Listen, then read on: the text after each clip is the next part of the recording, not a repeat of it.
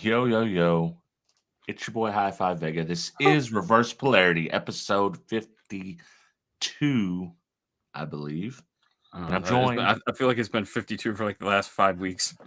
It could be. It possibly could be. I do check it once a week, I think. I think from now on it'll just be episode 52. That's, you know what? We hit a high note on episode 52. We just leave it at 52. Yeah, it's episode 52. But the guy on the screen eating salad is the man who never sleeps, the guy with the best headphones in the game, and the cameraman. You were really searching on that one, man. Yeah, no, like, what can I see in your shot? That's what we're going. I don't know. I can't see no camera gear. Well, there is no camera gear. It's out of frame. Yeah, but I know it's there. Oh, it's there. There, locked away in the gun safe. What headphones you do? Those look like the Grados. They are. Yeah. I really like these for this because it's nice and open. Right. And I can hear like when the girls come home and all that stuff.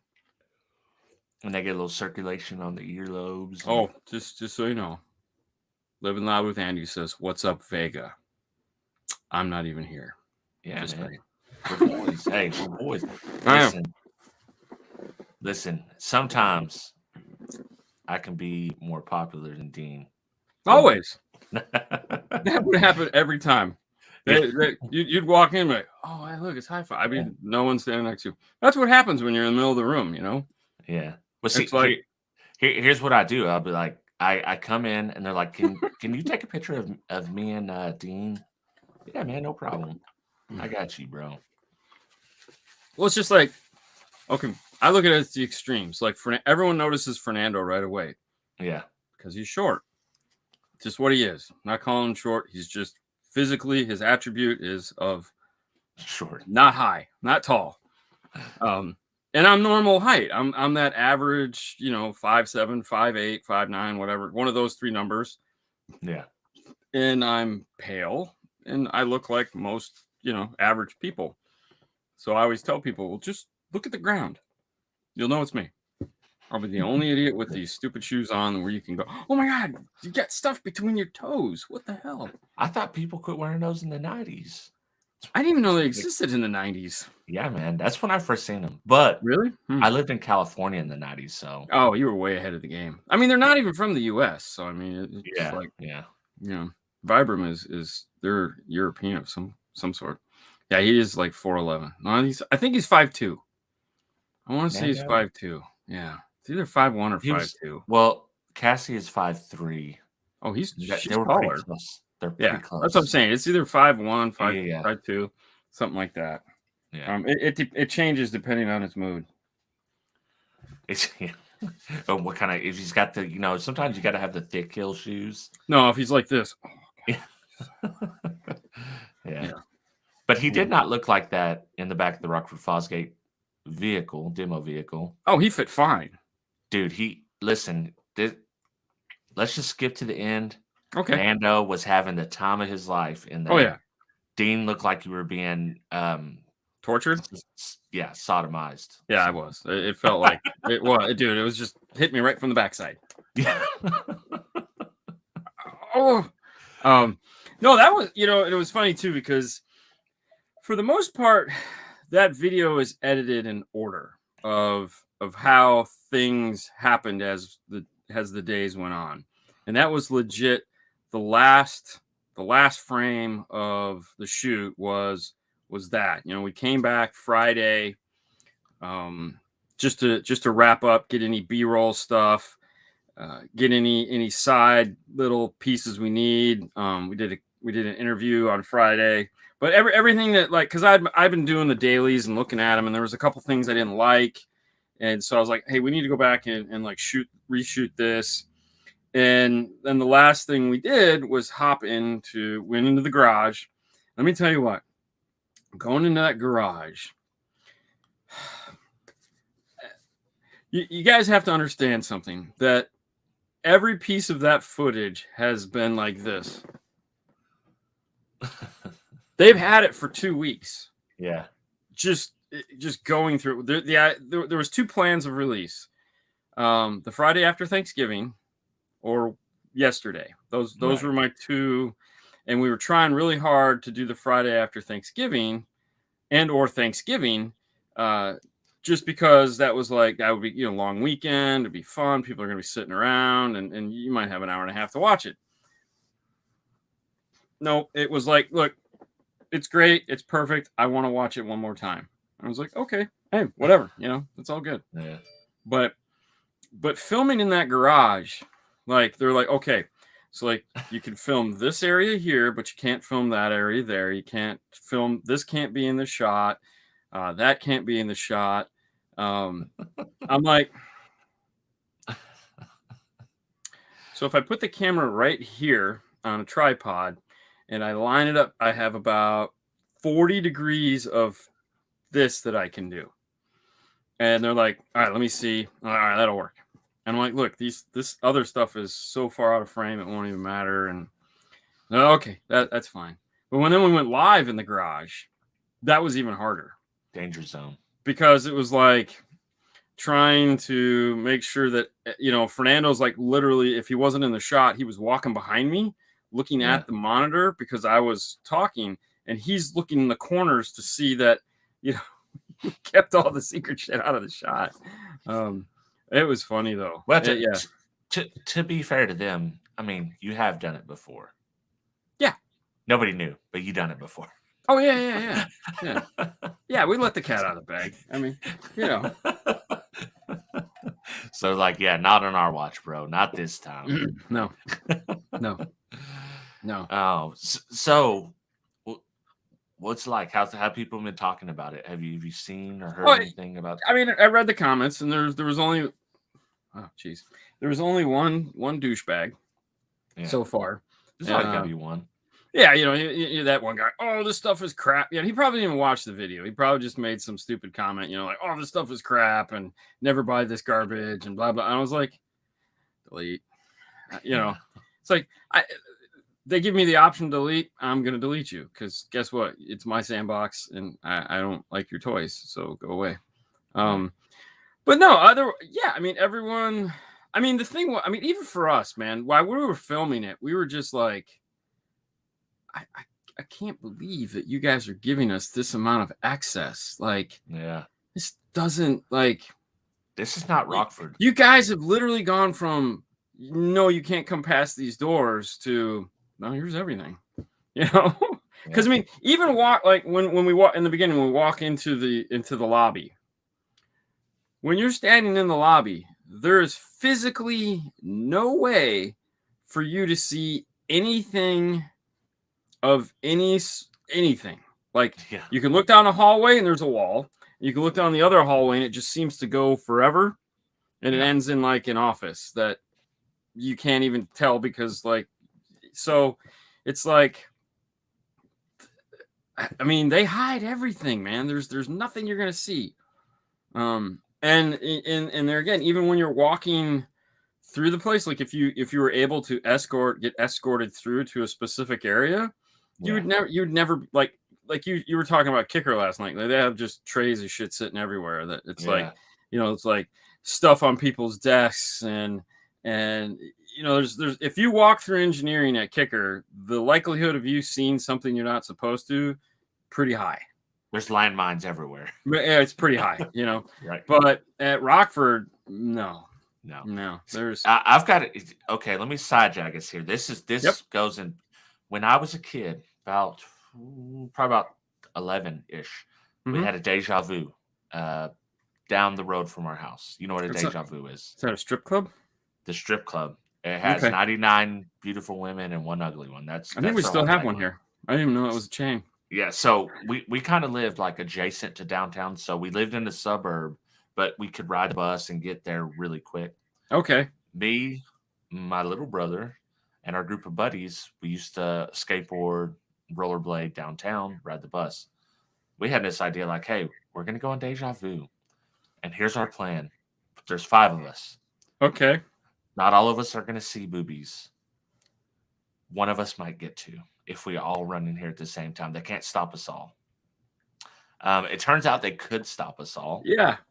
It turned out they could stop us all. No one's seen nothing, and they threatened to call our parents, which was mortifying. So you're just gonna bum rush the Deja Vu, so we could get in, yes, and see what okay? we were gonna see.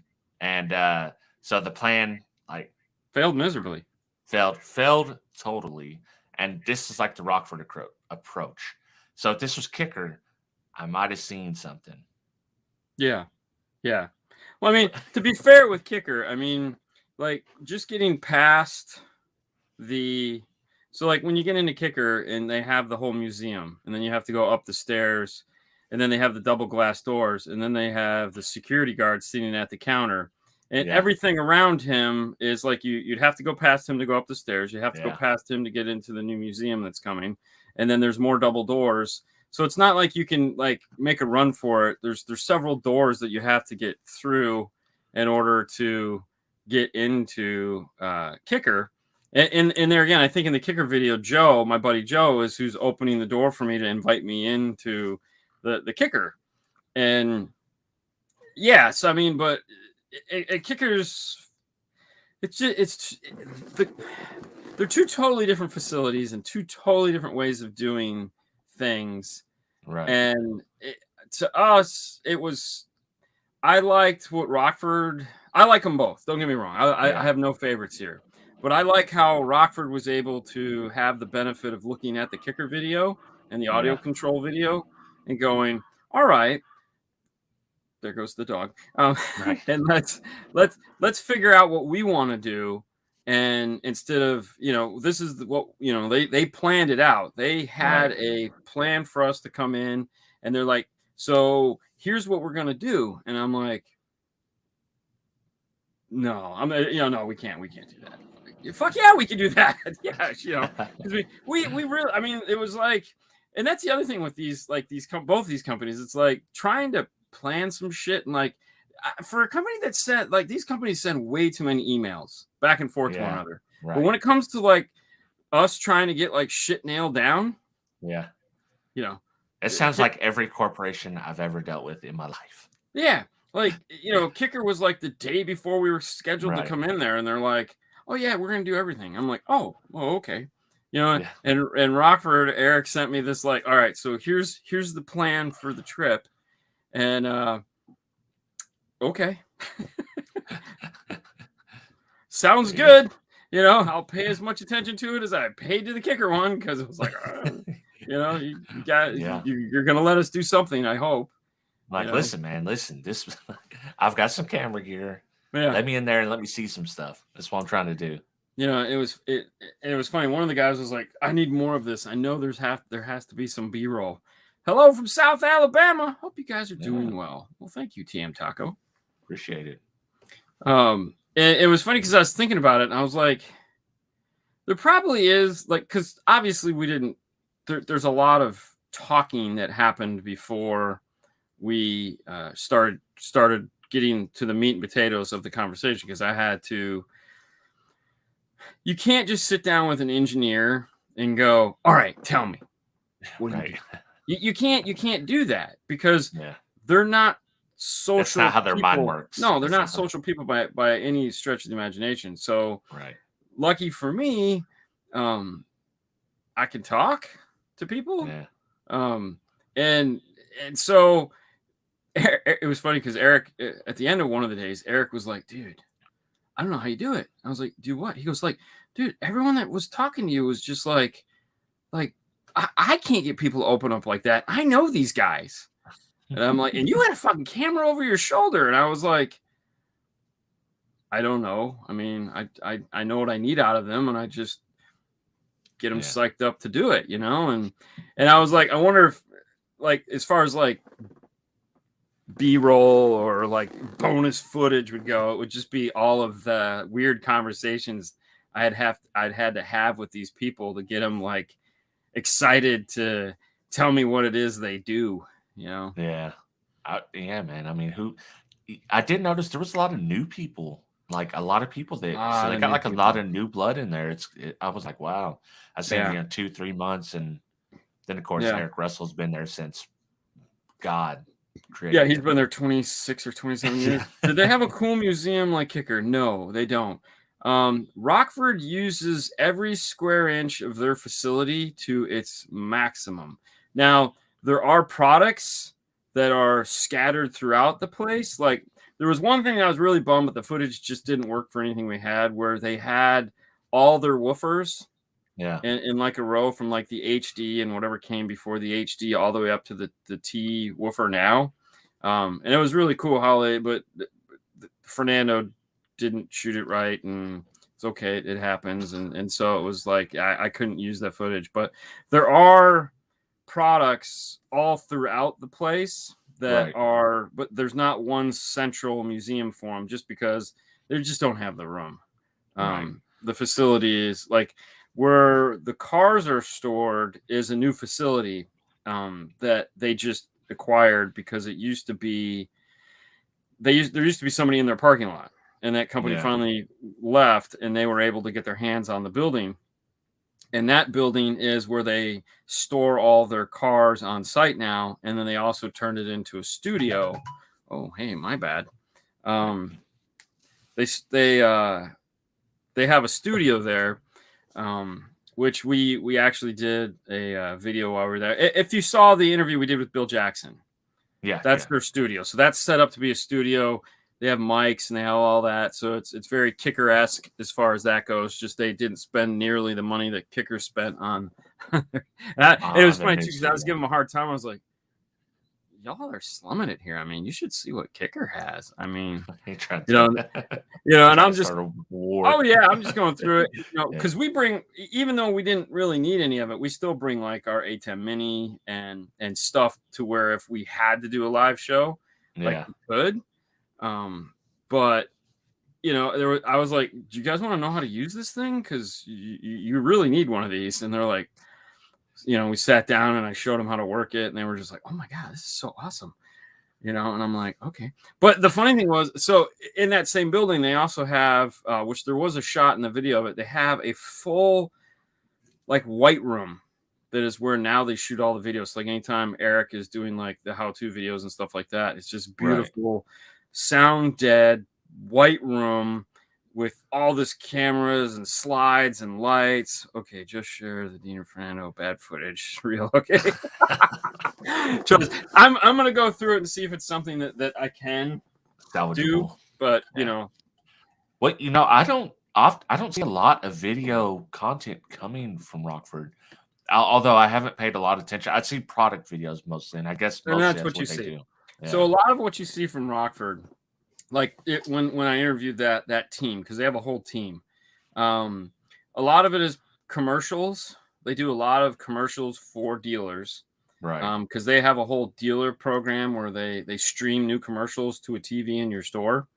Yeah. So they're always making those. They do a lot of in-house stuff.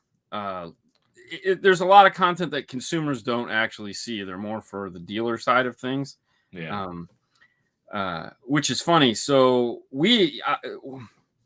before we went, because we had no idea what Rockford looks like 99% of the people on the face of the earth have no idea what is behind those doors. I mean, it's 100% Willy Wonka. And I asked them, I was like, have you guys ever done any documentaries or any and they're like, yeah, it's funny. We have a video that we shot for, I think it was like South Africa. And because the South African company that distributes their products over there couldn't come to the facility for 2020. So they had Kiyomi and the guys make a documentary style video. Right. So they said, hey, we will let you watch that. And they were really specific about watch, and only you two can watch. Nobody else. This is not for sharing. This is not. And I'm like, yeah, I don't care. Okay, whatever. Sure, sounds good. Yes, we signed an NDA. And we watched it, and we were like, oh, this is awesome. And they did a fabulous job. But it was produced. It was so produced. Right. But at least it gave us the first glimpse of like, okay, we kind of have a feel now what we're stepping into, because we didn't even know what gear to bring or what we were going to be doing, and because you just don't know, and you hope for the best, and that's just you know, like when we were when we were in the room where the guy was, when we went into the boom room, which was cool as shit. But he was in the background. If you pay really close to, like, if you're wearing headphones, there's a soundtrack to it, and it changes depending on where we were at in the facility, because there was more background noise. And in his facility, he was doing an 8-hour burn-in on a set of tweeters. And so we had to put like towels and stuff over the tweeters to mute them down so that we could do our conversation. It's like, dude, did you not get the memo? I mean, you couldn't do this tomorrow. Yeah. I mean, what the hell? Well, I mean, you were kind of bothering, and you're bothering the ladies trying to do customer service. Mm-hmm. They're getting calls, so yeah, you're right up in their business while they're trying to work. Everybody. She was great, man. Oh yeah, for sure. So there was certain guys I interviewed, which I won't call them out, that were just awesome. And I was like, I told Eric, I said, listen, if we ever come back and we need to do something, these are the guys I want. Okay, these are the guys I want to talk to, because like they were great on camera. There was very little editing. The funny part was, like, because if you haven't seen the video, why? But if you have, thank you. The jump cut, which is my normal jump cut. Like, no one at Rockford had ever seen jump cutting before, because all their guys, they shoot with a fucking red. I heard that. Yes. Like, you didn't think I was going to bring that up. Come on. Yeah. Well, and I gave him shit for it too, because I was like, and that's why we said it. And dude, everyone in that, like that one shot what I pan to when they're all filming it, dude, they were laughing so, because he was the last guy they interviewed. He's kind of the, you know, the snob, and you know, dude, the guy is hilarious. He's the coolest guy in the world. And I mean, literally, it's like, I want to hang out with you on the weekends. You're a cool dude. And they were all just having fun, because he's never in front of the camera. So with him in front, and they were just like laughing their asses off at him. It was great. But even in the South African video, there was a shot of the red. Okay, they did one of these past the red. And as soon as I got into that department, like the first day I was there, I said, all right, which one of you fucking idiots has the red camera that thought they would put that in the video? I mean, really? Yeah. Dude, I mean, listen, you spend that much money on that camera, it's like, I'm showing this off. I don't care. Oh, yeah. Like, I bought 2 red cameras so I could film 1 red camera. Yeah, exactly. Oh, 100%. Oh, dude. Oh, and they do. They had, because he has one and they bought one. So yes, that's exactly what happened. But you know, it was just funny to tease with him and do all that kind of fun stuff. But those guys were cool. Marketing department, we hung out there a lot, just because that was kind of our staging area. Was there, so we'd like leave all our stuff there and talk with those guys, and a bunch of really cool guys. I mean, everybody there was awesome. But so anyways, they weren't used to the jump cut. So when I was talking to Eric was like, he goes, you want to know the number one question I've gotten about the video so far? And I go, oh, yeah, sure, go for it. He goes, they didn't understand jump cutting. They were like, it seems like it's like skipping. And he's like, okay, so that's like Dean's style. He jump cuts. So he's trying to make everybody seem smarter than what they are. And also get to the point. It's an hour and a half long video, and if I left in every what I'm thinking is, it would be 2.5 hours long. So the one scene that got the most editing is Carl. Which one is Carl? Carl was the old guy that the guy that looked old, that was like he was it was the first guy we talked to when we went into amplifier engineering. I'm trying to remember. And he was trying to remember his face. He was the one with the whiteboard. Okay, yeah. Okay, that's Carl. And Carl was great. Carl was very knowledgeable guy, he's a very smart guy, but he's very much an engineer. Oh, is he the John Myers of Rockford Fosgate? No, because John Myers is a little bit looser than Carl. Oh, he's and John Myers is not an engineer.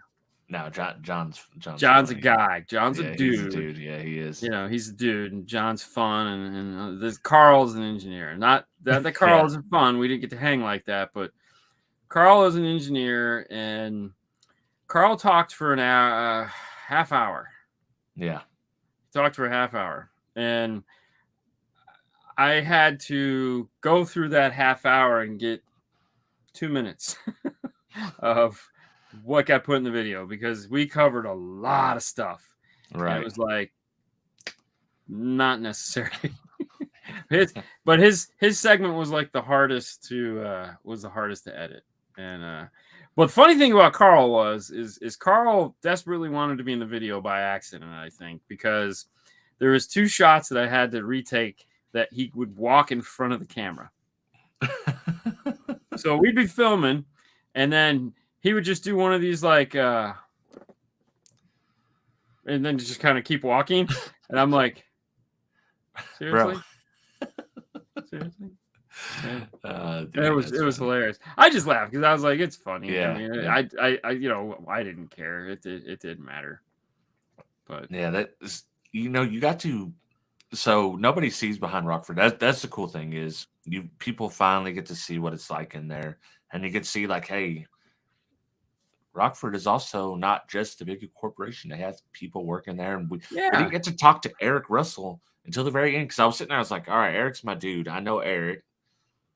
And I was like, where's he at, man? And then you drop him at the end. I guess same with this release. Well, so the big part of the video was obviously talking about how speakers are made and how amplifiers are built, and then how everything that has to go with. So the story I always like to tell, which we didn't get to fully tell at Kicker, is the whole process. Pardon me. I mean, we did loosely at Kicker, but we never got to like shipping and stuff like that. Right. And customer service. I mean, we did customer service. We did customer service in the sense of tech support, but we never got to actual customer service. So, like, we didn't get to lay out all the pieces to the puzzle at Kicker. We did a pretty good job of getting the important ones. But when we went to Rockford, I thought it was very important that we get all the pieces to the puzzle. So, and they don't have to be big pieces. Like we didn't spend a lot of time talking to marketing. You know, it was just give us an overview of how this breaks down. You know, it's like, because a lot of people think that they could just call up Rockford and order an amplifier. And the reality is, no, there's a chain of command in which these things have to happen. So there's 2 guys there, 4 guys total, that distribute the products out to the rep force, and then the rep force distributes that out to the retailers, and the retailers go out to the consumers. So that whole tree, we wanted to touch on that just so that people could kind of understand how the product follow the evolution. It starts in the back at conception and eventually works its way out to sales. And then if something happens, here's the pretty face that you get to talk to if you have a problem, which I thought she was great. I mean, she was so, I was like, you should just follow us around, man. What the hell? Yeah. You know, and and then it's like, okay, and then this is why, you know, this is where this shirt comes from. You know, those 2 guys in the back that, you know, that are fresh out of art school are the ones doing these cool designs, and everybody there loves working there, and they're all having a great time. And there was nobody there that was just like, yeah, I'm just here for Friday. Right. You know? And if there was, we never got to see him. Yeah. They keep them in the dungeon. Yeah. You know, one of the people I didn't get to film, which I was kind of bummed about it, because mainly it was a sausage fest, was the girl who actually designed the subwoofer for the Harley enclosure. Oh, okay. So it was a girl. Yeah. And, you know, I was like, why didn't we get to interview her? Like, you guys kept giving me the dudes. We should have interviewed her, because that would have been way cooler, you know. But yeah, it was funny, and she's sitting at her desk eating taquitos. What are those? Those things that Fernando eats. And I'm like, ugh, all right, we're gonna have a problem. They have chicken taquitos. Bro. These weren't chicken taquitos. Oh, beef. These were the little corn, the like Doritos that they roll up. Right. Yeah. you know, that are spicy hot and nasty. Either way. Oh, Takis. Thank you. Yeah. Starts with a T. Takis are gross, right? Yeah. Yeah. No, he gets those and then covers them in Valentina sauce and. But you know, I did notice one thing I noticed is there's a lot of not car audio stuff going on in Rockford Fosgate right now. That seems like that's where all the innovation is at Rockford Fosgate. According to the video, of course, I didn't get to see the whole facility, but what's your take on that? You mean as far as like there was a lot of like motorcycles side by sides and stuff like that going on? That seems like where most of the innovation was going at this very moment, anyways. So right now they're finishing up a couple big projects, and the 12-volt projects that they're working on aren't released yet. So one of the things we didn't film was there's a hallway, and on the and they knew we were coming. This was great.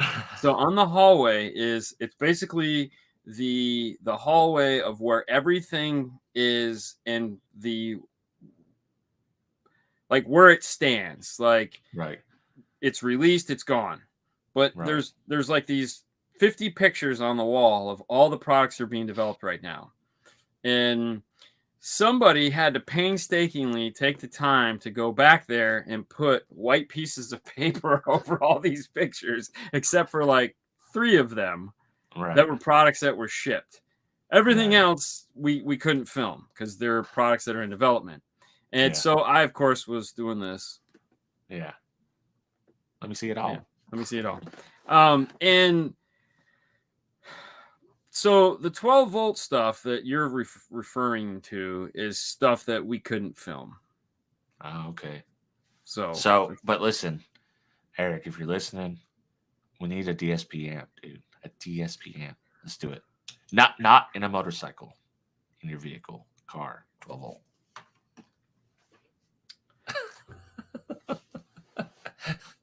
See, we have to talk about that whole conversation on a different night because we're talking about Rockford tonight. So I can't go into any rhetoric about stuff like that while we're talking about this. So I do have an answer for that I can give you. I just can't give it to you tonight. Okay. Hey, it's not that exciting, but we had a poll. I had a poll. We went into the Rockford and I was like, you know what? This seems like the perfect spot to break out this poll.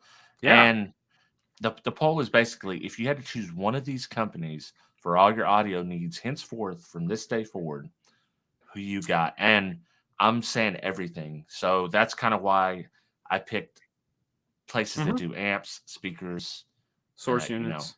Because every one of those guys makes a source unit of some sort, or they've got some kind of factory integration piece or something.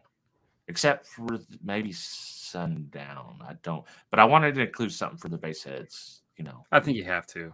Right. I mean, that makes and they pulled out pretty good. Alpine pretty much failed miserably, which is a shame, but I totally understand. If this was the 90s, Alpine would be my pick because there was no factory integration really to and like I've said since day one with Alpine, they need to revitalize the line. Yeah. The R, the S, those all need to go away. Okay, it's just they need a new stick. The current stick isn't working, and to me, which I said to them, I said, listen, when a customer of mine that I had back at AVE in the 90s, when this stuff came out, his son is now coming in and goes, oh, wow, my dad had a set of those R series woofers. Right. That's been around too long. You know, I get it because it's like a standard, but we don't need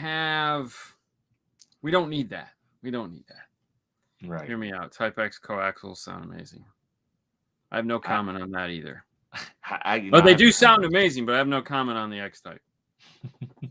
Can't say anything. Sorry. Yeah, but I think like there's really no wrong answer here nowadays. No, everything here is good. Whatever fits your whatever you're looking for. I think you can get it from one of these. I would have put audio control. That was my second thing that I was going to put. They No, They don't do they don't speakers. they don't fit the bill. Right. You know? So that's why they didn't make the list. Otherwise, they would have been up there. Yeah, there's no question. But yeah, and that was and don't get me wrong, that was a huge conversation that we had with them about passionate conversation, we'll say, about their 12-volt side of things, because they basically break things into 4 categories. And if anybody caught the interview with Bill Jackson, that was the last question, close to the last question we asked him about was car 12-volt. And he gives a very good answer that if you followed the video and you listen to what he said, which no one does. See, I pay way too much attention in life, and I try to put pieces of puzzles together mentally, and they're all out there. Like everything that we ever wanted to know is out there for us to grab, and the knowledge is there, and it's been said, or it's been done, or it's been filmed. So you can if you watch this intently and listen to what they were saying, and then you listen to what Bill said, you'll know exactly what's coming out in the future, because it's all spelled out for you. They told you everything you need to know about the future. They just didn't come out and say it, Yeah. So, well, as Scully would say, that the truth is out there. But so and it's literally staring you in the face. But no, and that's the thing. I mean, when we do stuff like this, we know, because we know. But so it's kind of like watching that movie where it's like those two people, when are they going to meet up? Because they're going to solve all these problems. Like he's got the solution for the question he's asking. They just need to bump into each other, and then they need to go, hey, what are you doing? I don't know. What are you doing? And then, oh my God, problem solved. And I love the ability. It's like the rom-com situation you're waiting for. Yeah, it's just the right circumstances have to happen, and then boom, they fall in love, and we get a DSP amp. Okay. You gotta let that go, man. Just let that go. Oh. Okay. So regardless of what manufacturer it is, the DSP amp, I can tell you right now, no matter whose it is, you aren't going to see DSP amplifiers in any form factor before 2024. Oh, okay. I know. Yeah. So just put it out of your head. The year of the DSP was 2019, 2020, whatever came in. But the year of the continuing DSP, literally one of my favorite things in car audio. It's just like it got taken out back and shot and left for dead. The reality is these manufacturers. So the big man. Okay, so all right, let's change tracks for a minute. Have you seen the new Phoenix Gold stuff that isn't coming to the United States? No, I have not. So we reported on it about 2 weeks ago. Phoenix Gold has a brand new line of products. I believe it's called the Z. If you go to Instagram and go to like Phoenix Gold UK or some shit like that, there's a whole new line of Phoenix Gold. And we've known about it for weeks just because we stumbled upon it accidentally, and then we dug deep, and then we, of course, have contacts overseas, and they sent us more pictures of this stuff. And, Jeff is beside himself with just like, yeah, sorry, guys. Nobody gets this shit here. I have to do one of those import. I'm trying to look it up right now. Yeah, I'm down with the costs. I mean, I do need another set of the new set of headphones at some point. So,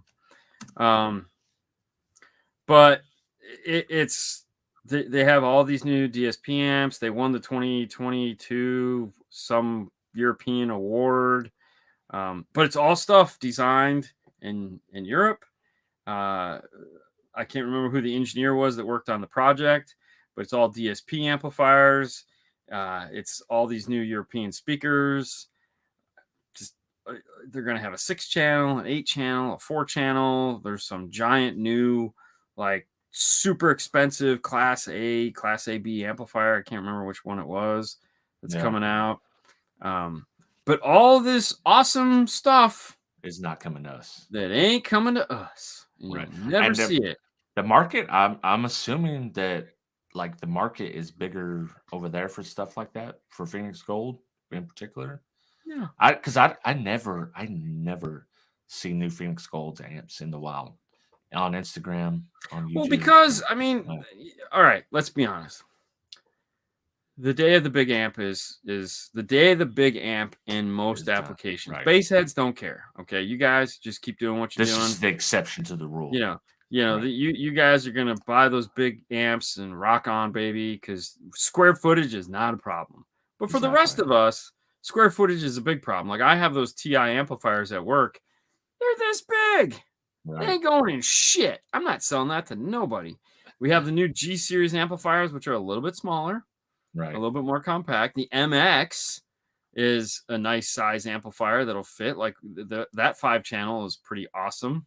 Like we had a lot of luck with that. Filmed some cool videos on it, but they never finished the line. They never. It's literally like a 6.5, a 5x7, and a 6.5, 5x7, and 6x9, 6.5, 5x7 coaxial. That's it. But you can't do that.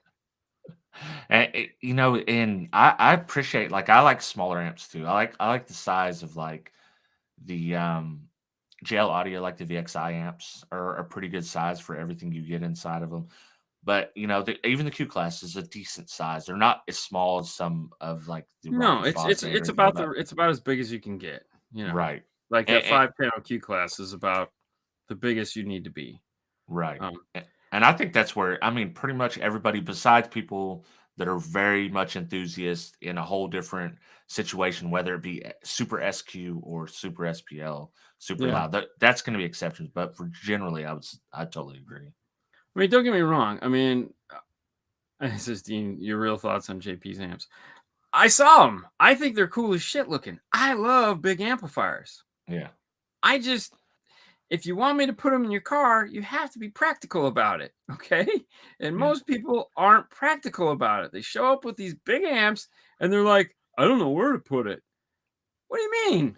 Why did you buy it then? Like, exactly. It's just stupid, You show up with this amplifier that's 30 inches long, and you're like, I don't know where I'm going to put it. I see big shiny, and they're like, dude, I got to have it. It's a sick color. It comes in gold. Boom. But then they're like, oh, yeah, well, my car's only 32 inches wide. We had that Warhorse hanging on the wall forever, and we finally moved it up into a better area because we needed to free up some space. And, so we have the 5K Sundown beta amp up on the wall. Right. And, it's black on black and looks really cool in person. And it's a 5K that's this big. Yeah. And it's like, damn it. When they told me they were sending me a 5K, I got super excited because I wanted something this big to show up. And then when that little amp showed up, I was like, oh, man, I don't want that. A Warhorse is what, 15 years old? Did that come out in 2005 or something like that? Who cares? It was a long time ago. 15 years, you could literally get like a Teraamps or a Sound Digital 10K. That is probably less than 1/3 the size of that Warhorse. Well, dude, let's be honest. You could probably put what, 800s in there, right? Yeah. I mean, of their current amplifier lineup, right? Maybe it's like current keyword there, and just like And like the KX 2500 is like their big footprint amp, and it's still like what, 12 inches maybe? Or it's not. That's what I was thinking. You could probably fit. Right. You could definitely fit 4 of those in there, but then you'd still have 10,000 watts. So it wouldn't it'd be the same. Yeah. Yeah. You'd have one more 0 gauge coming out of the end. You'd be like, it's cool. There you go. Bonus. But wouldn't it be amazing if they came out with new Warhorse amplifiers that were like even bigger power? Oh, that would be so cool. Or a bigger footprint? No, not a bigger footprint. Not a bigger footprint. No, just like. Do you remember my buddy had one, the big Sony amp, like the 2,000 watt Sony amp that they had in Europe? It was an ES, and I'm talking, this thing is big, man. It's like probably 30 something inches this way and 50 something inches. Derek review one of those at some point? Yeah, that was my other buddy's. Let me see. Yeah, I was gonna say I thought so. Oh, dude, let me tell you what. The 2 amps I would love to have, just to have, would be the 2500.1 Rockford and the 1004. Like I would Yes, yes. love to have that pair of amplifiers. With the Yeah. lights. Oh, with the Right, VU right. meters. Oh, I would, Yeah, dude. That's like there again. I don't think I would ever run them on anything. Those are just right. 2 amplifiers I want to have in my possession.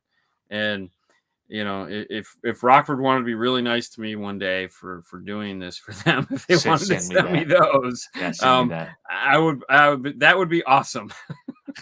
And Derek, he searched long and far, and has both those with both view meters. And it's just so cool. I was like, dude, you got to hook them up in some kind of display where you can display the VU meters and Yeah, yeah. I just those are 2 amplifiers I've always wanted to have. Um, yeah, those are probably like the sickest VU yeah, meters. that's big Sony. Yeah. Yeah, it's stupid big. So I was looking at an amp this week. A customer came in, Brax of Brax and Helix. Brax Hmm. makes this 80-pound amplifier. It's 14 by 14 by 3, which isn't Yeah, that big, but it's 80 pounds and just a chunk. it's fucking expensive. I want to say it's $5,000, Yeah, something yeah, like that. And yeah, oh the JBL Crown amp. Yeah. right. Yeah, that was awesome. Um yeah, I'm like cuz I think it's Brax makes like a power station. That's basically a distribution block, but it has some capacitance and it does a few other things. And it's like $2,000, but it is a yeah. solid chunk of equipment. Well, we were putting a system together for somebody and it was like you realize you're looking at like you're looking at like $50,000 in product? Yeah. And he was like, "Whoa." I was like, "Yeah, back it down. I'm not going to tell you not to spend it. All right, let's Back get you back from the sky, big fella. We got You're looking at 50 grand in products. We haven't even right. talked about putting it in your car yet. That's just product. Of course, if you do that, you got to have all silver wire, pure silver, and then Brax amps are not made by Rockford Fosgate. That is not true. Years ago, Brax and Helix was distributed by Rockford Fosgate, but right. that was like 4 distributors ago. They are not made by them. Yeah. No, although some of the software in the DSP was kind of similar for a little bit, but So Audiotech Fisher is the parent company of Brax and Helix, and that is Julian Fisher is I believe the head engineer, and then the mom is the head of the company. They're out of Germany, but yeah, they have nothing to do with Rockford Fosgate anymore. Fosgate was the first company, was like the first big company to bring them in, and this was like right when DSP was almost a thing, and the Up 7 was just like that whole thing didn't even exist yet in the current iteration. But the mark back then, years ago, because we became a Brax Helix dealer back then, and then just let it go because we couldn't sell it because nobody knew what it was or cared for that matter, and we just didn't know what to do with it at the time. But what is now the Up 7 was kind of their big push, and just they could not get DSP to do anything. Like the idea was you were gonna think of it a little bit more basic than a key. I sell you an Up 7 and I plug it into the computer, I flash it, I put it in your car, the time alignment, the equalization curve, whatever needs to be done to take off the factory is all done. So it's auto, you just flash it, put it, and no one really could wrap their head around that. Like back then it was 10 years too ago early. that was just like, Yeah. what are you talking about? That just sounds like a freaking headache. Well, and I think So, people don't, with today's climate, they kind of associate, oh, well, if this is made in this factory, this is made in the factory, it's the same. But I don't think They people were never. They were never in the same factory. Yeah. right. Well, but I'm just Yeah. saying as an example, like Oh yeah, yeah. like Kicker makes stuff and another Oh yeah. Oh be yeah. made Trust me, I got to hear about that shit all the time, and it's like from the manufacturers right. themselves. Like, oh, these guys make this stuff here, and I'm like, okay. Yeah. Hafler was owned by Rockford Fosgate. One of the acquisitions they did back in the day was to buy Hafler. Because Rockford did have a home division for a while, Right. and it was Hafler amps, and they made sub cabinets, I believe, and but what happened at some point is that they realized that when the economy kind of crunched the first time, that they were just spreading themselves out way too thin, and they needed to reel everything back in. And that was because if you look there for a while, they just were kind of throwing everything out there, Lightning and audio and none of it made any sense. And it's just because they were spending money. They had money to burn, and they were doing it. And Hafler was just a product of that spending money. And they even had Hafler car audio stuff that was pretty cool. But Hafler was one of the brands that got axed to move the company, focus the energy back into Rockford Fosgate as the main brand. And he's got the slogan for the Hefner amps, if you haven't heard of those. Nice. But like a distributor, for people that don't realize what a distributor is, German company has a product that's not in the US. Rockford Fosgate has a big US base. They're like, hey, guess what? We can sell these to our distribution channels. Yeah. Well, that would be Ground Zero and Sound Digital. Yeah. So Sound Digital distributes Ground Zero for them because they don't have the means to move outside of Germany. So they work with Sound Digital, and then both of them work with a company here called HK or HKA or something like that. I always get it wrong. Who worked for Sound Digital, but they bought a company here in the United States, and they have a whole team here of a bunch of great guys. They're all friends of mine, and they are the company that is responsible for representing Sound Digital, Ground Zero for PowerWire, and they just started a new company along with their own. Like they now make a DSP of their own for motorcycles and motorsports and stuff like that. A small DSP, kind of like a DSR1. I think we reviewed it, or we did a software demo on the show one night, and then they have a new product that they're just starting to develop, which a friend of the show, a guy by the name of Marty Dean, the Austin Iron guy, started to work for their company, and it's their performance upgrades for cars. They're plug and play performance upgrades to add basic features to cars that, like change the timing of the transmission, or, but they're just plug and play modules. They're not big tuners or any of that stuff. It's just like plug it in and your car goes faster. Like stage 1, stage 2, stage 3 type stuff. Yeah. So that's something. Or like, your car doesn't have auto roll down windows. You plug this thing in, your car has auto roll down windows, so it's like a bunch of stuff like that. We haven't gotten the full, like, sit down and listen part of it yet, but we got the call me on the phone and give me an overview of some of the stuff that's coming. And it's like, oh, that's pretty cool. The company already exists in Europe, and they do a ton of money over there with it. Because it's one of those things where that whole agreement of, like Ground Zero knows this company, that company knows, and so, and then it's all here. So, and now it's here, and that's how it's here. And there again, if you look at where Braxton Helix is now, out of Arizona, Jason Digos, former employee of Rockford Fosgate, former employee of Electromedia, which is Audison Hertz. Him and Larry Penn, who owns Mobile Solutions Calgary, not to be confused with Mobile Solutions USA. They're two totally different things. Mobile Solutions Calgary is a retailer like us, but they're a retailer, and they're also a distributor for Braxton Helix, along with Blam and Stinger Radar, and I think that's it right off the top of my head. So like, but the two we're most concerned was like Blam and Braxton Helix are distributed by the same company. So a lot of dealers that sell one will sell the other, right? Because they're they're what we call non-overlapping brands, meaning they have products that are similar but at different price points to offer a wider array of options to the consumer. Yeah, good, better, best. Yeah, or 500, 600, 700. Right. Or good, gooder. Yeah. Oh, so what do you got coming up? The Rock Dog's done. You've done all the hard work. What's coming up in 5-star world? Christmas. Christmas.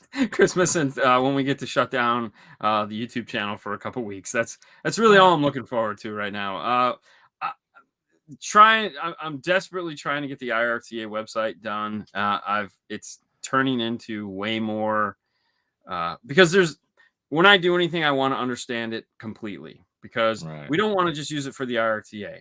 Just like now you have cool keychains, which I was like, damn it, that was a great idea. Not saying I'm going to steal it. Steal it, man. I stole it.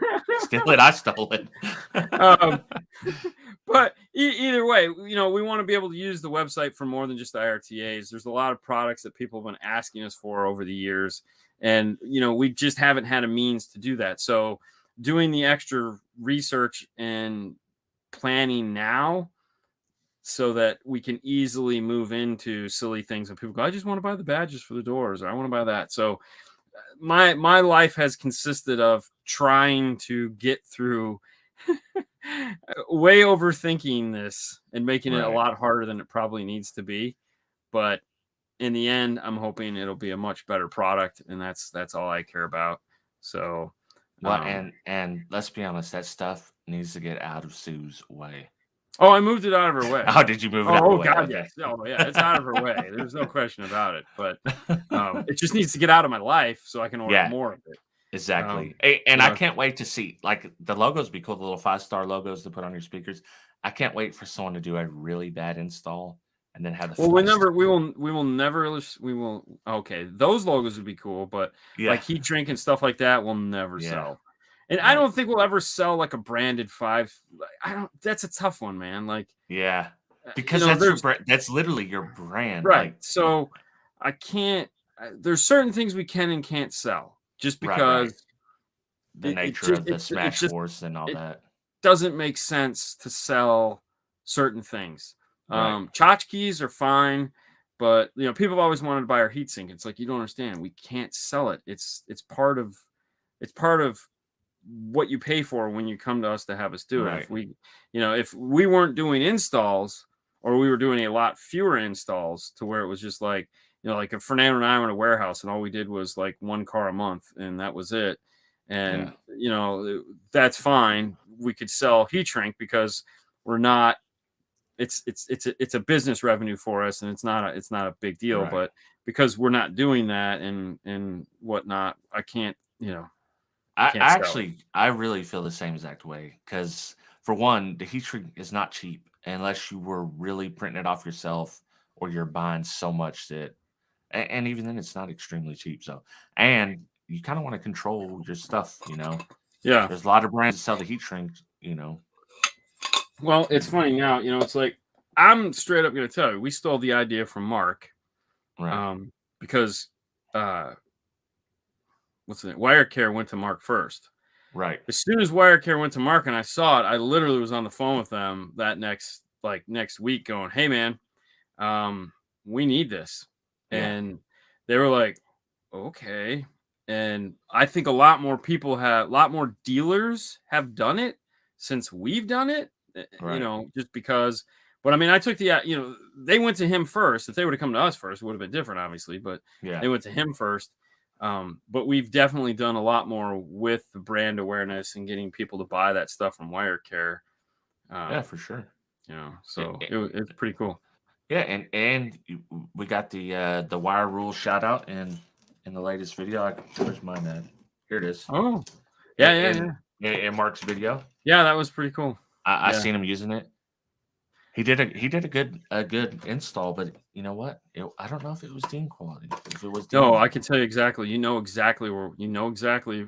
You saw it. You know exactly the first thing I said when I saw it. Yes, I do. Mm-hmm. And I seen it, and I was like, you know what?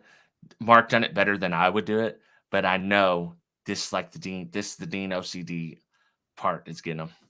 Matter of fact, I got to text Mark. We got to get him on the show. We got to get him on the show. We do have to get him on the show. It'd be great to be on the show. Fuego. That's what I got coming up. 12 days, starting the 13th. Is the Thursday in that one? Is there a Thursday in there somewhere? It's got to be. It's 12 days. So yeah, cool. Yeah. I get to be part of the 12 days of Christmas. 12 days. There we go. And I'm gonna push. I need like 1,400 subs to get over the 15K mark. Yeah, I saw that. So if we do that before the 12 days of Christmas is up, I'll give away a brand new amp. Nice. I don't know. What the people I just actually, it's funny. I got a text message. While we were doing the show from Alex Camara.